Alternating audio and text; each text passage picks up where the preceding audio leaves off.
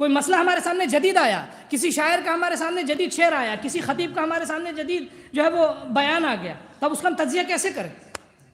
فرض کیجئے اسی سال رجب کا جو ہے وہ سب سے مشہور ترین شعر تھا، ٹھیک ہے، سب سے مقبوح شعر، مولا کائنات اگر ہوتے تو اس شاعر کو ممبر سے کھینچ لیتے.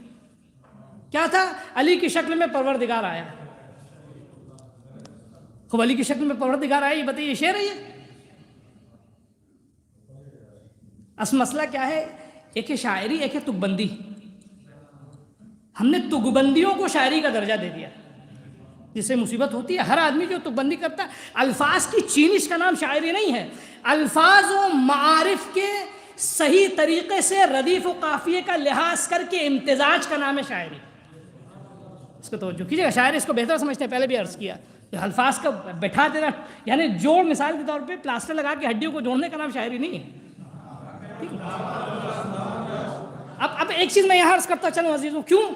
اگر یہی سننے والے تفقہوا فی دین اللہ، اگر اچھا بیٹھ کے علماء نے اعتراض بھی کیا، پھر اس جری شاعر نے جرأت کے ساتھ پڑھا اور پھر لوگوں نے بھی کہا واہ واہ سبحان اللہ سبحان اللہ. یہی حال تھا بنی عباس کے زمانے میں. توجہ چاہ رہا ہوں عزیز، یہی حال تھا بنی عباس کے زمانے میں. یہی حال ہے جہاں ایسے لوگ ہوں گے کہ ایک شخص بتا رہا ہے کہ غلط ہے، لیکن غلط سننے کے باوجود بھی اچھا وہ کیوں واہ واہ کر رہے تھے، میں یہ بھی بتا دوں ان کے جذبات کا قدر کرتے ہوئے. جذبات کی وہ واہ واہ کر رہے تھے کیونکہ بیچ میں علی کا نام تھا، وہ اسی لیے واہ واہ کر رہے تھے. اسی بے وقوفی سے بنی عباس نے استفادہ اٹھایا تھا کہ تم خالی نام کو دیکھ کے ہواؤں کے پیچھے بھاگنے نہ لگو، یہ دیکھو تو نام کس جذبے کے ساتھ استعمال کر رہا ہے. یہ بہت امپورٹنٹ. اسی کو کہتے ہیں تفقہ، یعنی انسان اس قدر غور و فکر کر کے صحیح غلط میں تمیز ہو سکے اس کو. تو تفقہ اعتقاد میں بھی ہونا چاہیے کہ کوئی بھی آ کے کوئی بھی شعر پڑھ کے چلا جائے کسی طرح کا، یا کوئی خطیب آ کے کچھ بھی بیان کر کے چلا جائے. بھئی آپ جب انکریج کیجئے گا تبھی تو پڑھنے والا پڑھے گا.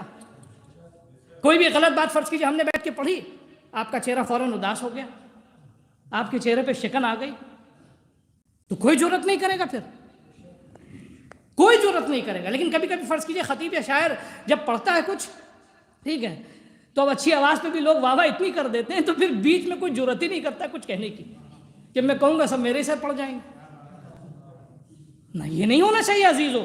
غلط بیانی جس وقت جہاں ہو، جس منبر سے ہو، جس امام کے نام پہ ہو، یہ سوچ کے اپنی زبان کھولیے کہ اگر امام ہوتا تو اس غلطی کو کبھی برداشت نہ کرتا. یہ بہت امپورٹنٹ ہے.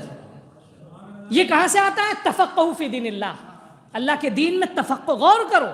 غور کرنے کا مطلب کیا؟ یعنی اپنے ذہن کو اتنا مضبوط بنا لیجئے کہ کوئی بھی ہمارے ذہن کو جو ہے وہ امام کے نام پہ اڑا کے نہ لے جائے. علمہ البیان